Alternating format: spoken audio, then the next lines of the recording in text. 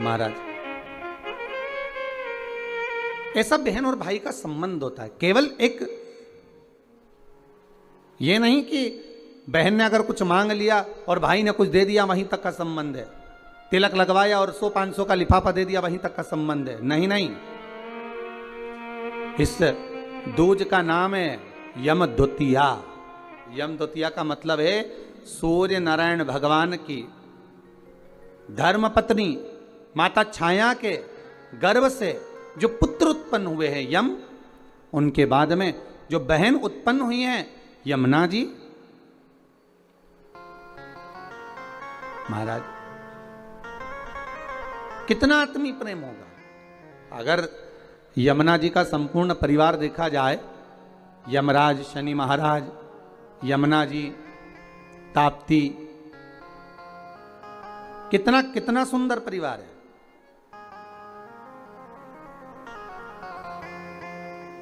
एक बार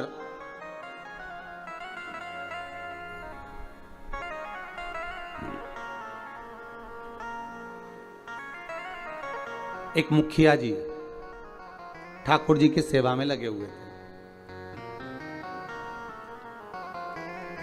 और ठाकुर जी की सेवा में लगे लगे मुखिया जी भगवान से रोज लाड़ लड़ाते, ठाकुर जी का रोज श्रृंगार करते, ठाकुर जी को नए नए वस्त्र आभूषण धराते, सुंदर सामग्री सिद्ध करके भगवान को सामग्री धरा देते, बड़ा सुंदर साज सजाते। एक बार मुखिया जी की ग्रह दशा पर 7.5 आ गया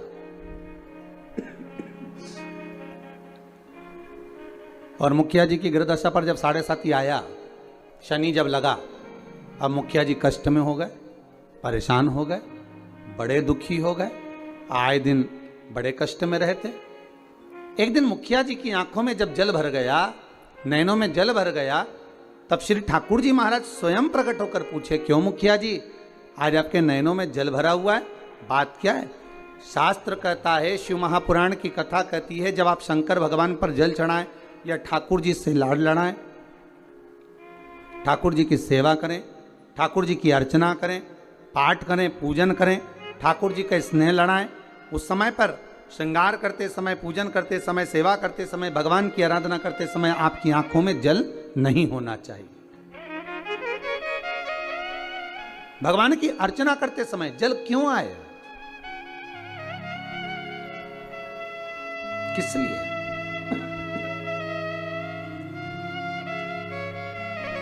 उस जल की महत्वता क्या? और महाराज मुखिया जी बोले, ठाकुर जी समझ में नहीं आ रहा, आज तो शरीर में कष्ट बहुत है और मन में मानसिक टेंशन बहुत है। बाबा बोले, क्यों चिंता करते हो? झारी जी में से यमुना जी को प्रकट करा मेरे ठाकुर जी ने, और यमुना जी को प्रकट कर कर मेरे ठाकुर जी बोले, यमुना आज आप मुखिया जी जब झारी जी भर रहे थे, आपका श्रृंगार कर रहे थे, ऊपर से वस्त्र ओढ़ा रहे थे, तब आपको मन में है कि आज मुखिया जी के नैनों में जल भरा हुआ है? यमुना जी बोली, ठाकुर मेरे को मालूम है कि आज मुखिया जी के नैनों में जल है, और क्यों है वो भी मैं जानती हूं। जानती हो? हाँ।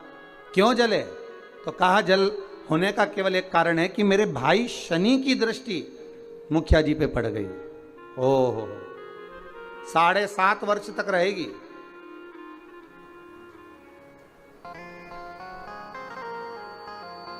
भगवान कृष्ण बोले, यमुना अगर शनि महाराज आपके भाई हैं, हमारे तो साले हैं, यदि बहन बोले तो क्या भाई मानेगा नहीं? बोलो प्रभु क्या चाहते हो?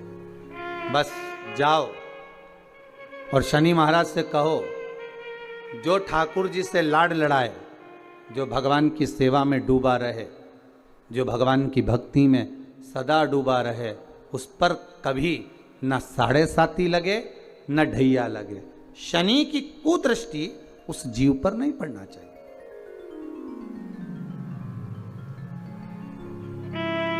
उस जीव पर दृष्टि ना पड़े। ठीक है, यमुना मैया पहुंची सबसे पहले शनि महाराज जी के पास में। शनि महाराज जी से कहा, भैया मेरा निवेदन स्वीकार करोगे? क्या बात है बहन? बस मैं चाहती हूं कि जो लाडले की सेवा करे, जो ठाकुर जी की सेवा करे, जो भगवान की भक्ति में डूबा रहे, उस पर आपकी दृष्टि नहीं पड़े। शनि महाराज बोले, नहीं, ऐसा तो हो नहीं सकता। कर्म का दंड जीव को भोगना तो पड़ेगा, क्योंकि भगवान शंकर ने मुझे दंड अधिकारी बनाया है। जो किया है वो तो भोगना है, चाहे वो संसार का कोई जीव क्यों ना हो। आपको पहले भी कथा में कहा, किसी से मत डरो, पर अपने कर्म से जरूर डरो, क्योंकि कर्म का भोग तो परमात्मा को भी भोगना पड़ता है। महाराज, मत बुरे कर्म कर बंदे, वरना पछताएगा। भगवान की आंखों से तू बच नहीं पाएगा, तू बच नहीं पाएगा। अरे ओ अज्ञानी, मत कर नादानी। अर्थात मानव का यदि शरीर मिला हो तो अपना कर्म श्रेष्ठ करते हुए चलो, श्रेष्ठ कर्म करिए। महाराज, शनि महाराज ने कहा, यह नहीं हो सकता, ये हो ही नहीं सकता। जो नहीं हो सकता मैं वर नहीं दे सकता। यमुना जी वापिस लौट कर आ गए। समय आया,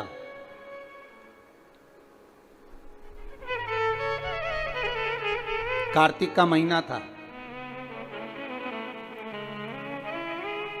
यमुना जी इससे पहले शनि महाराज के पास बारंबार जा चुकी हैं। यमराज के पास भी यमुना जी कई बार जा चुकी है, बार बार विनती कर चुकी है, पर मानते ही नहीं।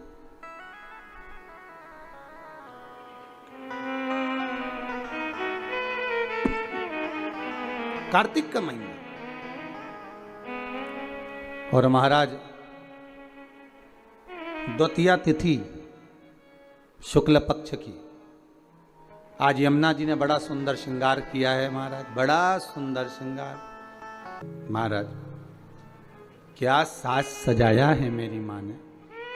मस्तक पर बोर, कानों में कुंडल, गले में हरवा, हाथों में चुड़ला, सुंदर लहंगा चोली चूंदड़ी माँ धारण करी। बड़ा सुंदर श्रृंगार किया। और आज माँ यमुना जो जा रही है ना, सारे वैष्णवों को पार करने जा रही है। जिस दिन बहन भाई के घर पर जाए या भाई बहन के घर पर आए, उस दिन बहन के चेहरे की चमक ही दूसरी रहती है। हम भाइयों के चेहरे की चमक तो नहीं कह सकते, पर बहनों के चेहरे की चमक कह सकते हैं कि बहन मायके आए या भाई बहन के घर जाए, इन दोनों में बहन के चेहरे की चमक ही दूसरी होती है। और केवल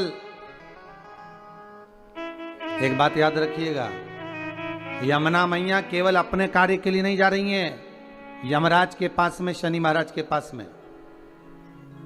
यमुना मैया केवल अपने कार्य के लिए नहीं, कई वैष्णव, हजारों वैष्णव तार दिए, जय जय यमुना मैया। कई पापी पार उतार दिए, जय जय यमुना। केवल अपने कार्य के लिए यमुना जी नहीं जा रही, यमुना जी जा रही हैं संपूर्ण भूमंडल के उद्धार के लिए।